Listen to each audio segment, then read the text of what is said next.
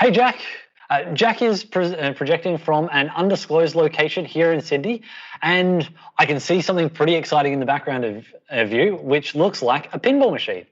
But first, I just want to say, did you do your hair specifically in the theme colors of Microsoft Build? Because it's looking pretty stunning. Thanks, Aaron. Look, I had a word with my stylist, sat down for the tea and Tim Tams to sort of de-stress before build, and we had a word about the style. So I'm glad it's coming through on camera. I am here in an undisclosed location with a pinball machine. Now, it's just finished a training run game and is saving everything to memory.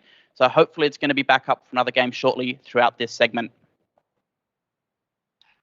So I was lucky enough to actually see the pinball machine in action when they first built it over in Perth at an event.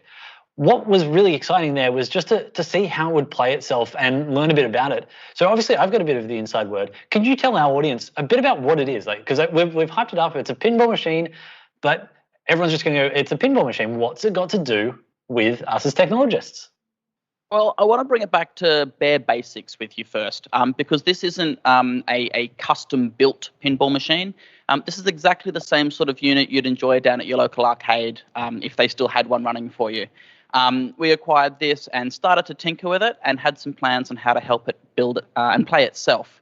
One of the things you might be able to see behind me is it's actually built into a frame, and at the top there's a small webcam, and this is just an off-the-shelf webcam, no particular special video equipment. And there's a second webcam attached to the side frame. Now, these are pointed at two really important parts of the pinball machine. The first is the side camera, and that's pointed at the scoreboard or the score screen you can see flashing behind me. The second camera is pointed at the actual table itself, so it can get a video feed of where the ball is across the table. And together, we've been able to make it play itself. Excellent. So how does it go about playing itself then? Yeah, so look, I did cheat a little bit earlier. We have made some modifications to the pinball machine itself, but those are only really around the gutter ball and the trigger mechanisms for the flippers.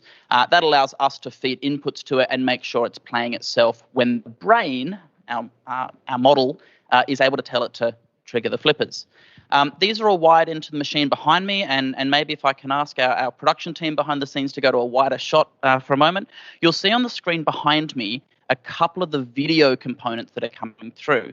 Now, I know it's not very clear, but the two key things are that we're doing some OCR on the scoreboard, and then we're doing the image recognition as a training mechanism in for the model. Now, these all feed through to a Raspberry Pi that's been wired up inside, and then that's able to trigger the flippers. Excellent. So how does it actually play itself? Because I know that I push buttons and make that happen, and you said it's wired into the flippers. So what's it doing then? Yeah, it sure is. So when you start a brand new model, the machine has no idea how to play itself. And so you'll hear it just randomly hit the flippers with no real reason to. And that's because it's still discovering how the board works. We've done a reinforcement learning algorithm here, which means we need to sort of treat it like a puppy. We need to train it properly. And that means we give it incentives or sort of positive indicators when it's getting a high score. And, maybe some negative moments when it's not getting a good score. And things that trigger that are like a gutter ball. Over time, the machine learning model learns what's giving it a high score and what's not giving it a high score. So while we're not dealing with a sentient piece of artificial intelligence, what we're dealing with is a model that has learnt patterns within the play and then can learn to reuse those patterns to try and get high scores. Over a day, we start to go from just randomly hitting the flippers up to starting to get a score. Over 2 or 3 days, we start to see it getting some high scores from the stock high scores. And after 3 or 4 days, we actually start to see it try and get some trick shots and start to play against a human. So it does take quite an amount of time and quite a few repetitions before it gets intelligent enough to play pinball. So you said it can take a couple of days for it to learn and be a confident enough brain to be competitive against the average human. What is the reasoning that it can take so long, or what are some of the factors that need to be considered when building something like this and the time that it can take to train? Yeah, look, it just needs a lot of data and a lot of repetitions to start to build out those patterns. We've encountered lots of little hiccups along the way building this machine.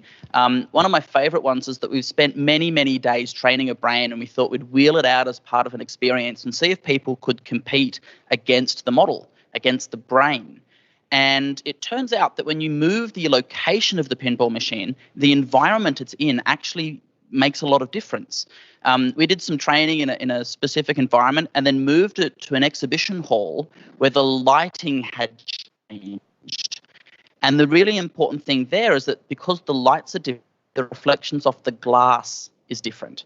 The reflections actually changed the way the model recognized parts of the board.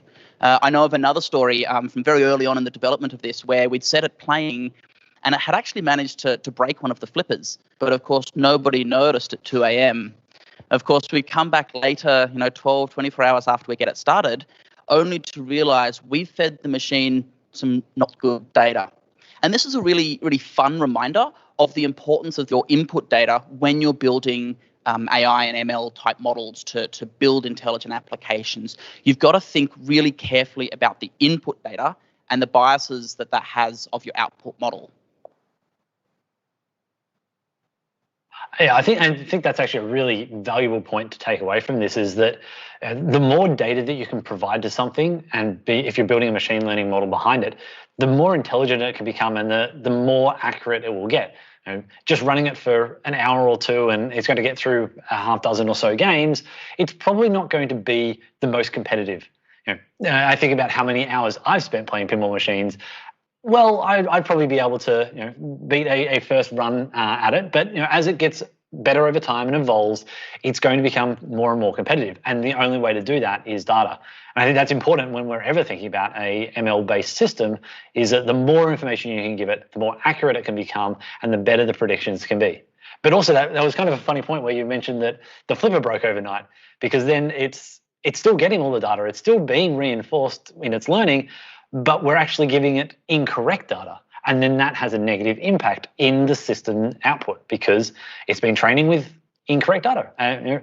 Although I think it would also help against some people if it's only playing with one flipper, because I definitely have had times where I would much prefer that the computer did not have too much of an advantage over me.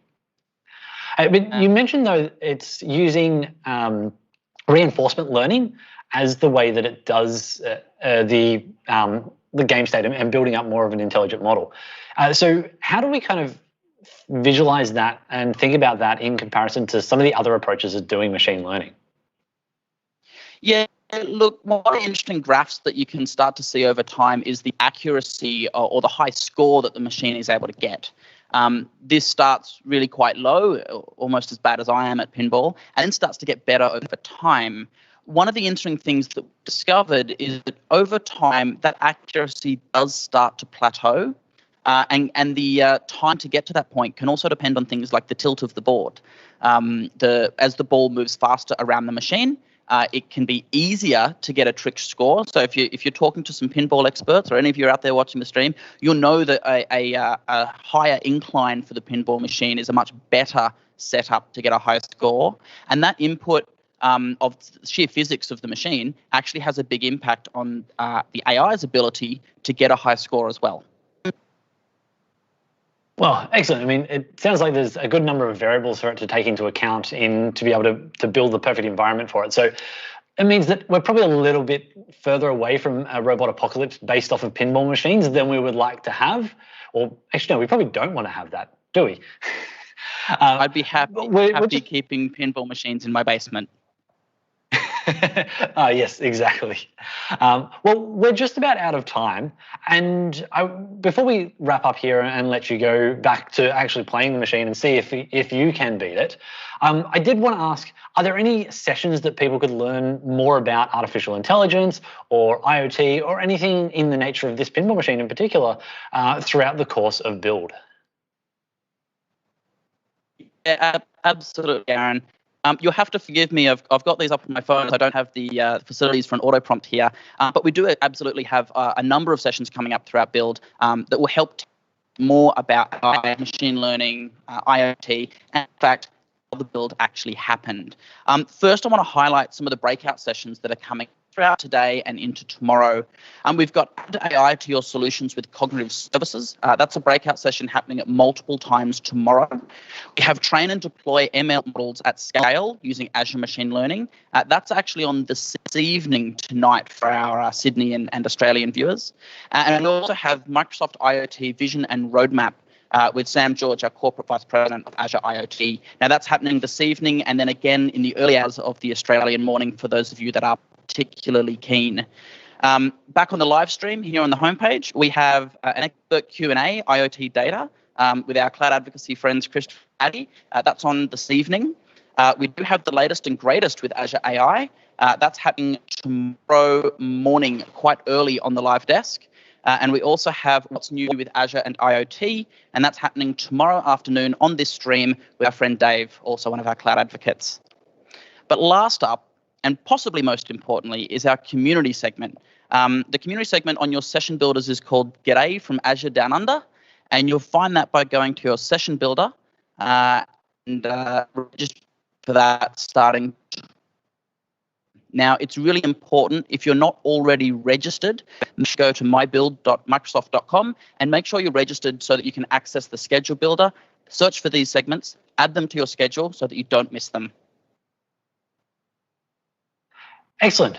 Well, I still don't think it'll be able to beat me, Jack, but it was great to hear a bit more about how that pinball machine works, show off what I think is a really cool use of technology, and hopefully we'll be checking back in with you over the course of today just to see how the pinball machine is going and how intelligent that brain is becoming and whether we do have to be concerned for your safety.